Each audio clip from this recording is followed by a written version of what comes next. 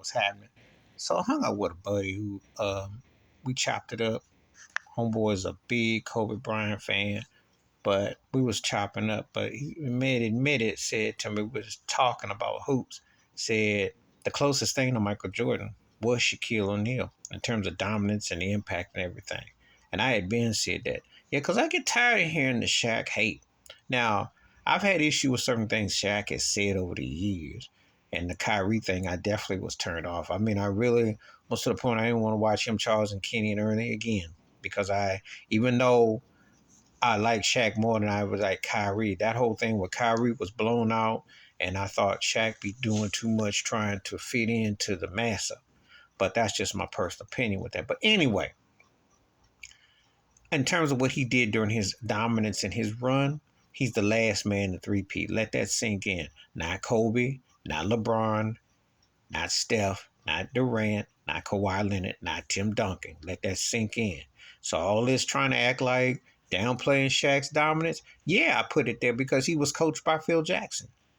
Yeah, he was a special force because you had to take a three-headed monster to attack him. You had to give him 24 fouls. You can't even begin to understand the dominance that man possessed and how they changed the rules and why they had bigs shooting outside and moving around and 3-second rules and everything because of the lane. Because Shaq was taking it like that. You couldn't properly call fouls against him, but he sure got hacked a lot.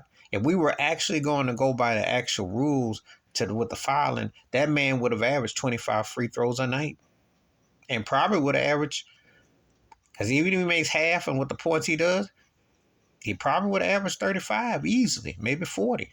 The reason why I say this is because you couldn't properly, you had to, he was so strong in imposing his will. He created fear. And the only person besides Michael Jordan that I've seen in recent, well, there's two others. There's Shaquille O'Neal and there's Steph Curry that created fear. They created fear because, Steph pops from anywhere. Shaq and Steph are the most dominant players I've seen post-Jordan in the last 30 years. Okay. But Shaq, you can't even begin to understand it. And for all people talking about, well, he didn't get no rebounding titles, listen. His offense was his defense. His offense made you have to react because he was a movement. They change rules because of it. If they change rules and they adapt the plan for you, you're a special force. You got busters who come along like DeAndre Jordan, some others who get a hack of this, a hack of that because they've imposed the Shaquille O'Neal rules for guys they don't think can make them, except Shaq did make big free throws. But Shaq was a focal point. And yes, to me, he was the closest thing to Jordan that I've seen in the modern era because you couldn't stop him when he was in his prime and his peak. You couldn't contain him. And he made teammates better.